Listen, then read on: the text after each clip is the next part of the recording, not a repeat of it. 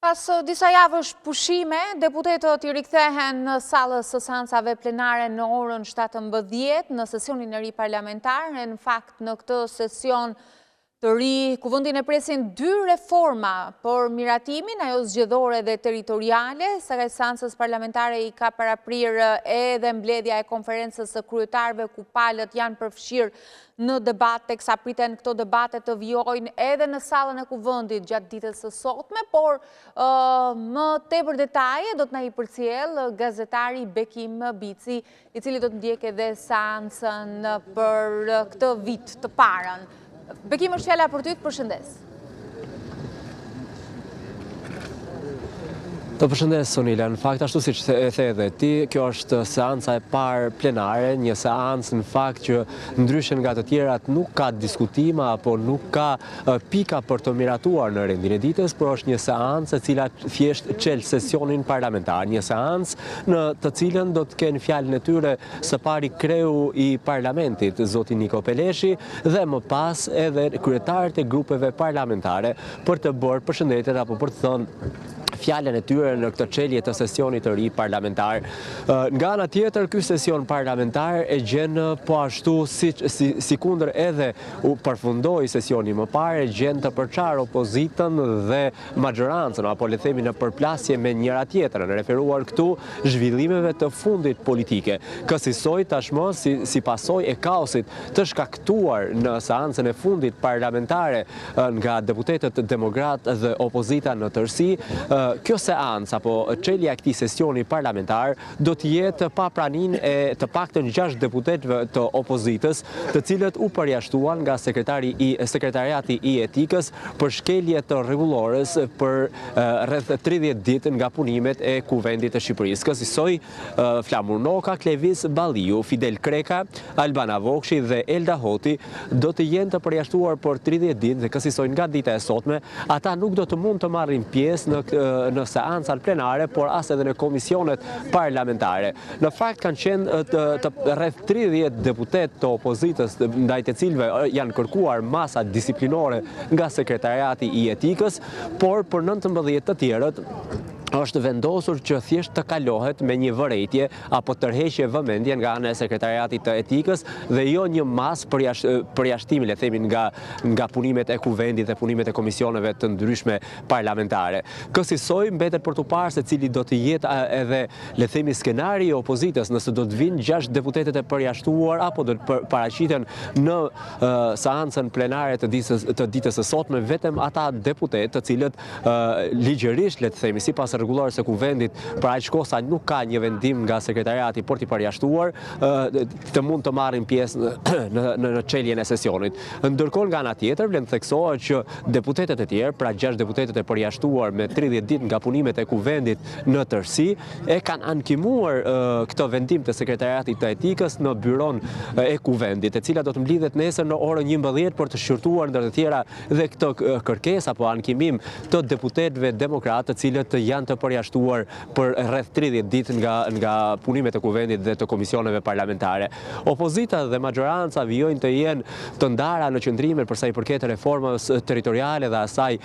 zgjedhore, 2 reformat kyç, të cilat ditën e sotme në fakt pak minuta më herët edhe presidenti i Republikës u bëri thirrje palëve politike që të lënë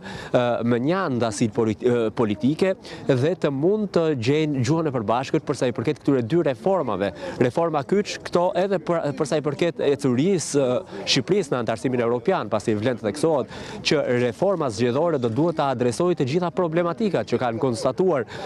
ekspertët apo raporti i OSVE-dir për zgjedhjet në vendin tonë, jo vetëm këto por edhe zgjedhjet e mëhershme, pra disa palë zgjedhje rresht që sipas OSVE-dir gjetjet e tyre në raportet e një pas njëshme nuk janë adresuar nga ana e politikës. Kësaj do i duhet partive politike që të mund të gjejnë gjuhën e përbashkët për sa i përket reformës zgjedhore, por nga ana tjetër Partia Demokratike vijon të jetë e vendosur, të paktën edhe në këto fillim të këtij sesioni të ri parlamentar, por të mos marrë pjesë në komisionet e reformës zgjedhore dhe asaj territoriale, por edhe në komisionet e tjera parlamentare. Kjo pasi sipas demokratëve të referuar dy reformave, le themi reformave asaj territoriale dhe zgjedhore, janë të paracaktuara edhe ajo çfarë pritet të arrihet nga këto dy reforma për shkak të qëndrimeve të opozitës, të majorancës, pasi sipas tyre kjo gjë u tregua edhe me zgjedhjen e avokatit të popullit, zotit Endrit Shabani, pavarësisht se firmat fillimisht ishin dhënë nga ana e Partisë Demokratike, por betimi dhe votimi me vetëm votat e Partisë Socialiste në Kuvendin e Shqipërisë e bëri, le të themi, të papranueshme për demokratët dhe opozitën në tërësi zgjedhjen e Endrit Shabanit në krye të avokatit të popullit. Kjo solli edhe ato çfarë ne e pam në seancën e fundit parlamentare për vitin 2025, ku u përfshi e gjithë salla në kaos dhe përplasje mes deputetëve të Partisë Demokratike, por dhe punonjësve të Gardës së Republikës në tentativë për të bllokuar seancën dhe për të mos lejuar betimin e avokatit të popullit. Të gjitha këto zhvillime duket që do të sjellin pikërisht një le të themi sesion të ri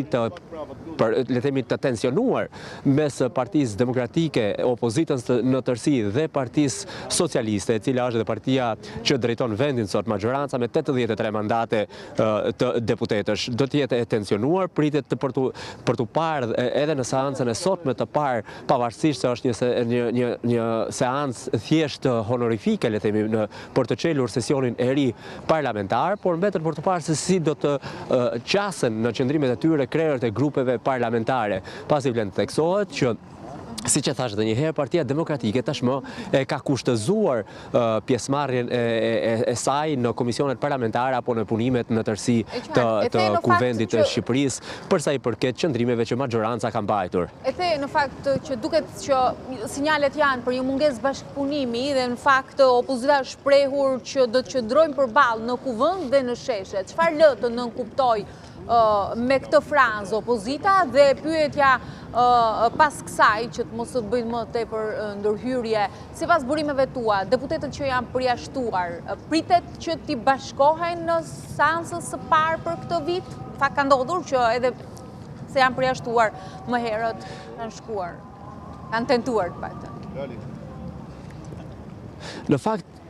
Në fakt, më herët në sesionet e kaluara ka patur tentativa për të bërë pjesë e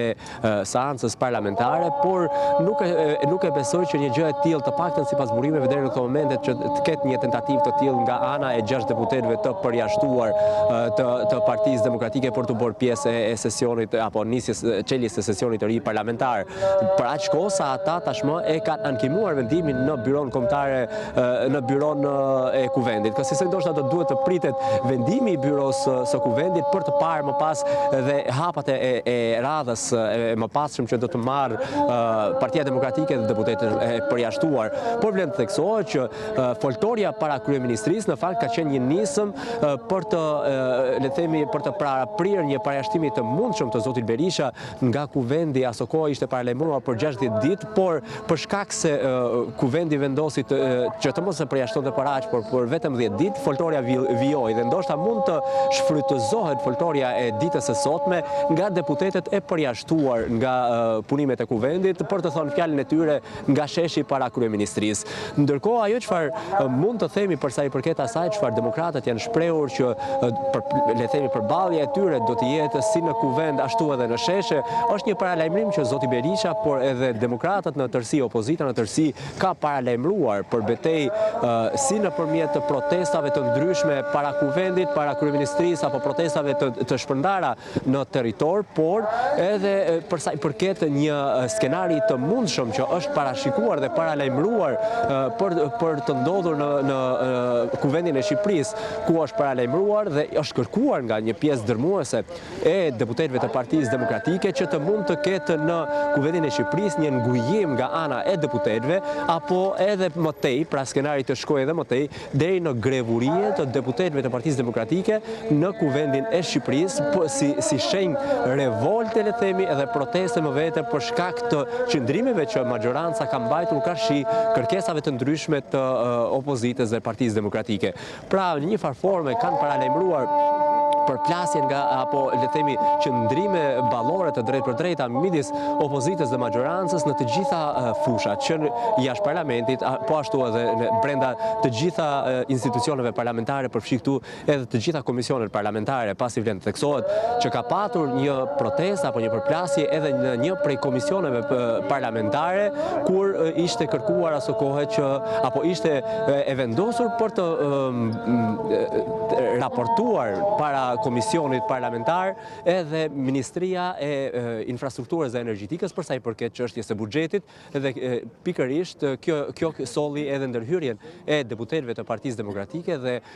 marrin pjesë në këto komision edhe të atyre deputetëve që nuk janë pjesë apo nuk janë antar të komisionit, duke shkaktuar përplasje në komision. Çka paralajmëron një farë forme, një formë përplasje, një formë proteste në të gjitha institucionet e brenda vetë kuvendit, pra që përbëjnë komisionet apo sekretariatet të ndryshme, po ashtu edhe përplasje të tjera që priten jashtë kuvendit, pra në protesta të ndryshme, protesta kombëtare, por edhe protesta që, si zoti Berisha disa ditë më parë i paralajmëroi për të mbajtur edhe pranë celive tona diplomatike në vende të ndryshme të botës. Pra, u bë thirrje kësaj të gjithë mbështetësve të tij, qytetarëve shqiptar që jetojnë jashtë atë dheut, që protestat